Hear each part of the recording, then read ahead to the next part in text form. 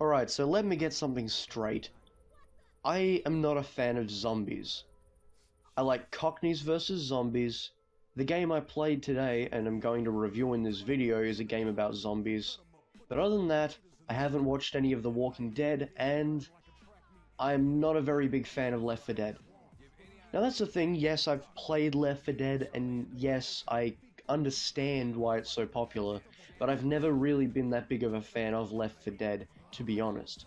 In my opinion, it gets repetitive and very, very boring very quickly. Nick is my favorite character out of all of them, and for the most part it's because he kind of reminds me of me in most aspects. So with that out of the way, let's get into this review of a zombie game. Well, actually, funnily enough, this game is quite pleasantly surprising in my opinion. By no means is it perfect, but it definitely is better than I thought it was going to be.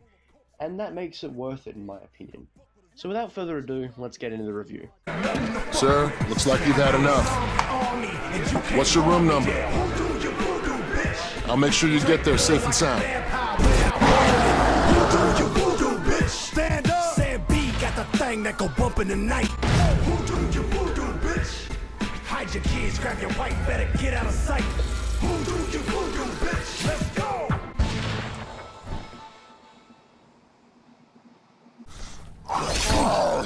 Get this asshole off me!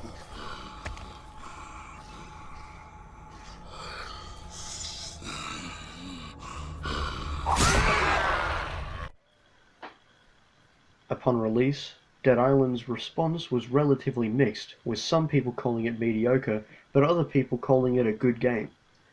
On most platforms it managed to receive an average of 80 and 70 on Metacritic, with the PC version being most well received based on its tight controls and its visual fidelity.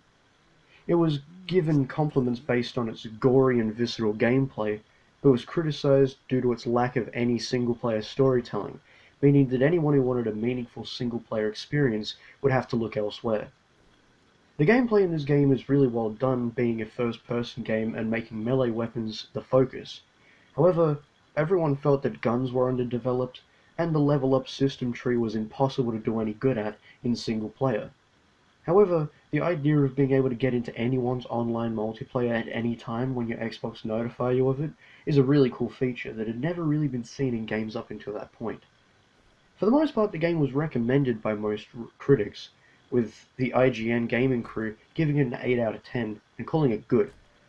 Unfortunately, however, it's a title that you wouldn't really want to play too many times, as after your first playthrough, the story gets relatively basic. It's up to you what you do with this title, and I guess that's pretty much the same with everything, but I would definitely recommend picking it up at least once from what most people think of this game. Critical reception was good. However, a big criticism was the differentiation between the tone we got in the release trailer and the tone we got in the actual game, as it seems to flip-flop from being melancholy and then being a goofy zombie shooter.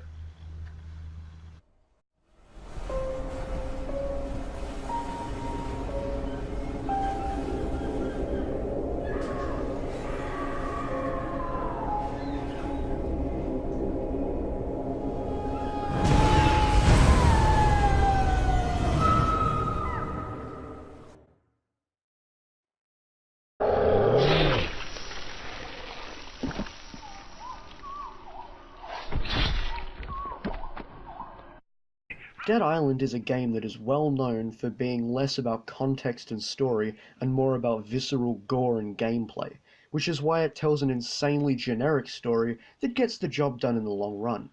The story sees you take control of one of 4 selectable survivors, as they all search for sanctuary, resources, and answers to why the outbreak first happened on the island. This game takes place on the sunny beaches of Benoi and moves inland to the tribes and jungles that you don't usually think about when you think of an island. The game itself doesn't really provide anything in the way of closure by the end, and I thought they were really trying their best to mount excitement for a sequel to this game. And if you've watched the release trailer of the sequel to this game, you probably also want it as much as I do. But unfortunately, because it hasn't come out yet, we don't really have any closure on this story, which is a bit sad. The game gives you 4 characters to select. Each of them has their own rudimentary up and down points in terms of what they're good at and what they're bad at. For example, Logan Carter is a football player who's an all-round good player, but is also best at throwing weapons. Pruna is an Aboriginal detective from Australia, so she's best with firearms. Xian Mei is a Chinese woman who, for some reason, because she's Asian, she's perfect with a samurai sword. And finally, the community's favorite character out of the game, Sam B, is a rapper who prioritizes blunt weapons like baseball bats, mallets, and hammers. None of these rudimentary abilities really help or change the gameplay in a very big way, but usually they also lead to you being able to level your character using the advanced skill tree this game features. As time goes on and you crush some more zombie skulls, you end up unlocking XP, which allows you to unlock new abilities on a relatively large skill tree. Due to the fact that this game was built as a 4-player co-op multiplayer game, this would have been really fun back in the day when the servers were still online to enjoy leveling your character up. And while none of the characters are overly enjoyable or interesting in any way, the voice acting for them is relatively well done, and the characters all have their own separate ways of playing. For example, if you choose Peruna, you can't upgrade your bladed weapons abilities, whereas if you choose Sam B, you can't upgrade firearm abilities, because those specifically are different abilities for those characters. However, you can use every weapon in the game no matter what character you select. The only issue with this is multiplayer is the best way to play this game. Unfortunately, single player doesn't provide the same experience. Single player allows you to play through the game as one of multiple of those different characters. But funnily enough, as soon as you get into gameplay, all of your other characters that you would usually be paraded around in cutscenes just disappear and you're on your own. I played through most of this game as Peruna because I thought guns would be practically the cyanide to these zombies, but it turned out that originally it was going to be much harder than I thought. Leveling up characters takes longer, finding out what gameplay style you like most takes longer, and for the most part, it's just not a very fun experience.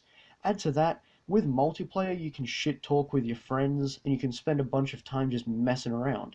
However, in single player, all you've really got to fall back on is the gameplay, which is very fun, and the story, which isn't. So, in reality, it depends on what you're looking for right off the bat. But let's get more into the gameplay. Where Dead Island really shines is with its melee weapon selection. You can't go 30 seconds in this game without finding a new weapon to use, whether it's a discarded piece of wood, a metal pipe, or a sword of some kind. The weapon selection is endless, and as you go on, you'll be collecting and collecting so much that you'll have to learn inventory regulation, as you're only allowed to hold like 20 or 30 things in your inventory. However, as time goes on, you'll also find you're picking up resources such as scrap metal and circular saws, and it's what you can do with this stuff that's really awesome. You can use this to upgrade and create your own weapons, kind of like Dead Rising, but in this situation I think the weapons are cooler. You can make a baseball bat with a circular saw in between it so that it becomes an awesome weapon of doom, and later on you can even customize guns to become practically electric taser guns that still do as much damage as a regular gun would, because it's still firing normal bullets. The game itself also gives you a special character-based weapon. For example, Sam B has this massive baton thing, and Logan has these throwing knives. Each of these weapons is character specific based on the rudimentary ups and downs of the character. One thing I was always worried about for this game was the first person movement, as oftentimes I find myself getting stuck on things very easily in first person games. And in this game that still does happen, and occasionally you'll even glitch through the floor or get stuck in a wall, but it happens so irregularly that I almost forgot it did happen. The characters for the most part all move practically exactly the same. You've got a brief stamina bar that changes based on the stats of the character, with Ryder White having the highest stamina and Xian Mei having the lowest, but the fact of the matter is all the characters practically move and play the same. Depending on how fast you run at someone, you've even got a kick that can neutralize and knock down enemy zombies, which for the most part can be used to set up more devastating attacks. The game has really thought of everything in terms of whatever you'd want to do to take these bastards down, and that's what makes it so fun. Anything you can think of is practically a possibility. It's an open sandbox on the likes that I've never seen before for a zombie game. aside from maybe Dead Rising.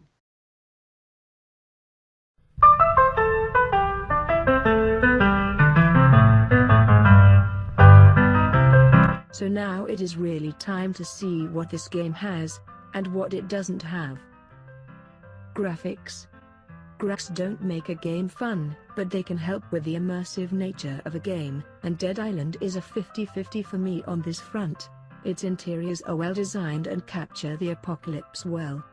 However, the character models are very janky, often looking very bad, and having an uncanny lifeless look in their eyes. In short, the graphics are a mixed bag. Gameplay. The gameplay is what makes this game. The RPG nature of this game means that there is something for the RPG lover in all of us to go crazy for, and the gory, head-stomping action of the first-person gameplay is on point. Some objectives are pretty hard to complete at times, and sometimes you will feel cheated out of a victory, but those times are few and far between. In short, ding ding ding, this game does have gameplay. Sound design.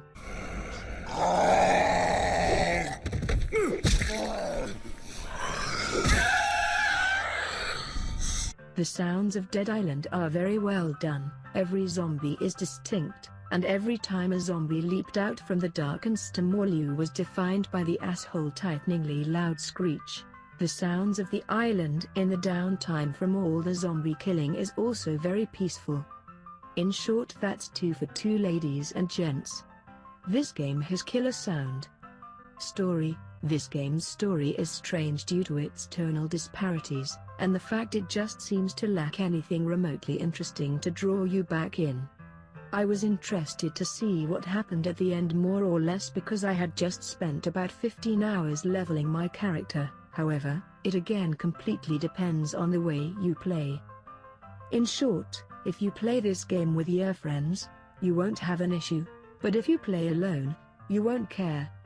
Verdict: this game is worth picking up if you like the grind elements, extreme fun, and slasher gameplay. But if you are looking for a meaningful experience in a single-player way, look for something else. Thank you for watching my review of this old-ass game. This is Emma the Robot, and this has been Derwent Reviews.